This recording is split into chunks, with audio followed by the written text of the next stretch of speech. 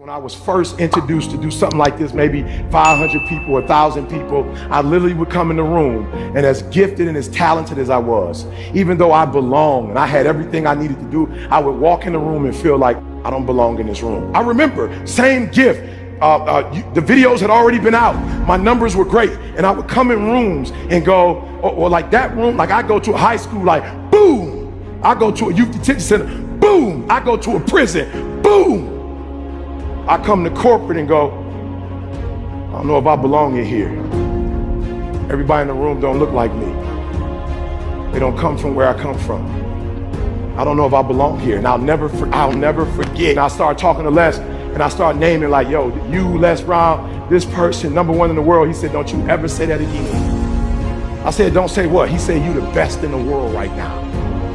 I said, what? He said, you the best in the world right now. There's nobody as good as you in the world. You're the best right now. The only reason you're not the best right now is because you don't believe you're the best now. And when you walk out this room, I want you to go in and I'm the best right now. He said, before you even become #1, start to proclaim it and say it long before it happened. Say, I'm the #1 motivational speaker in the world. And when I was number 20, I started saying, I'm the #1 motivational speaker in the world. And I went to the computer, and the world said exactly what I said, that Eric Thomas is #1 in the world. I spoke it, the world heard it, and it activated. Your problem is that you don't believe you belong here.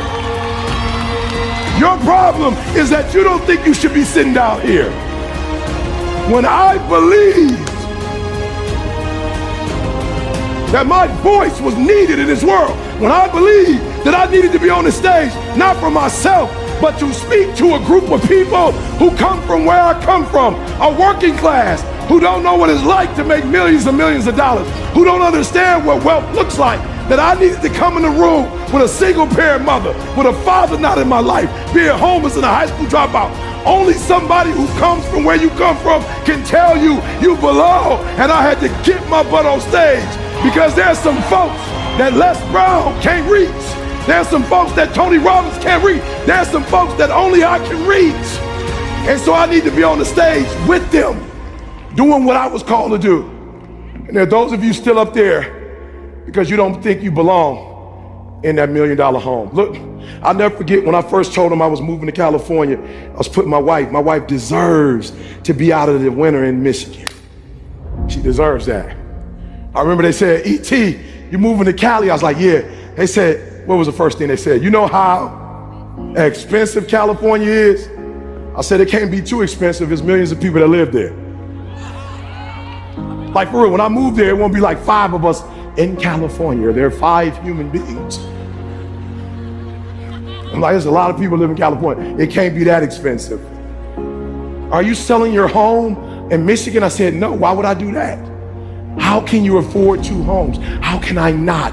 My wife has MS. How can I not? She wants to be with her family in the summer and she wants to be in the warmth in the winter. How can I not be bi-coastal? I won't be the first one.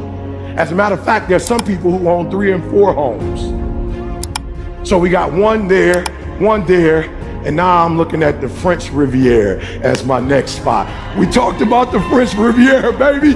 That's my next spot. Listen to me very closely. If I had one message to leave you with that's a game changer, is you need to start to believe. Yeah, write this down. No. Do me a favor. Don't say that. Don't say you believe. Don't do that. Don't do that. Don't say, look, it's not a behavior that I'm looking for. It's a mindset. No. Here's the problem. You can't have, as powerful as the human mind is, it cannot think 2 thoughts at once. So here's what I need you to do. You need to get with these people down here and you need to reprogram your mind. All right, let me tell you why I'm saying that. So I got a friend of mine, like he sees how I treat my wife, right? So like I was homeless, high school dropout. So anything, like if Dee Dee thinks it, I'm gonna get it for her. I cook, I clean, like we are a partnership, like we do everything together. And so my boy watched the response I was getting from my wife as I washed clothes, as I cook, as I iron. And I'll never forget, my boy was like, I'm about to do that. And I was like, I wouldn't do that if I was you. He was like, no, I'm gonna start doing that. I was like, I wouldn't do that if I was you. And he didn't understand what I meant. But what I meant by it is, you're going to do it but you're not going to be able to do it consistently because you're mimicking my behavior, not my thought process. See, you're going to stop ironing clothes because somewhere in your mind you think your wife is subservient. See, somewhere in your mind you think your wife was born to take care of your needs. I'm not saying there's nothing wrong with that. I'm just telling you can't do what I do with that mindset. Like you can't believe, because so now you're going to start ironing clothes and the people in your culture are going to say, what are you ironing clothes for? That's a woman's job. See, I don't have a problem when people tell me, I'll never forget, I was on the floor in an apartment we had, and I was mopping the floor on my knees, and my boy came in and was like, what are you doing? I was like, I'm mopping the floor. You ain't never seen nobody wipe the floor. He was like, not on your hands and knees. I was like, yeah, my wife is a neat freak, so I got to get on my hands and whatever. He was like, yo, bro, you whipped. I was like, you ain't know that? What, you trying to embarrass me? You just found out I was whipped, bro? He was like, yeah, you whipped. I was like, I see that as a compliment. Whipped. Bruh, when I was homeless and living in abandoned buildings, my girl would sneak me into her crib. When I didn't have a job, she would give me her allowance at 15. When I went to college, she was the one that said, go get your GED and follow me to college or I'm breaking up with you.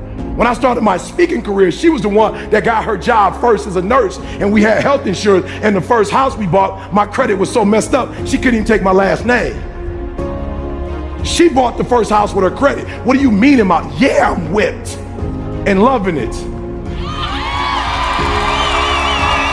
I'm about to buy me a shirt that said whipped. So you ain't even gotta ask me. Are you hearing what I'm saying? I worship the ground she walks on because she been there for me since day one.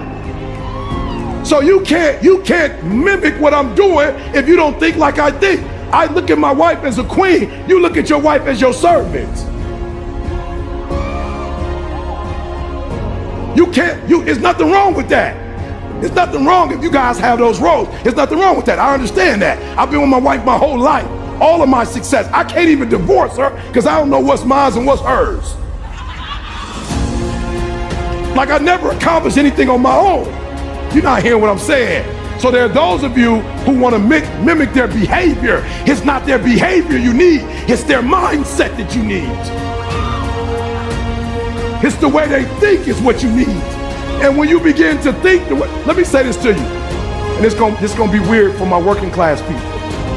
I actually worked harder when I worked.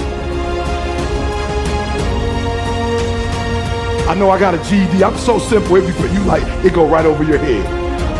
I'm gonna say it to you one more time. What I make in an hour now presentation, I actually worked harder when I was working.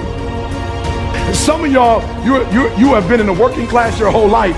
You missed what I just said. I actually worked more hours, worked harder, and got less money when I used to work. Now that I have a wealth mentality, I just had a promoter call me to do some stuff in another country and was like a couple hundred, and I'm like, I'm good, bro. And he was like, no, did you hear how much I said? My man couldn't believe I was telling him no. He was like, how can you say no to 200,000? I said, because I'm an ATM machine, I'm wealth. I don't work for money, I think up money. Okay, I'm gonna say it one more time. I don't work for money, I think of ideas and make money.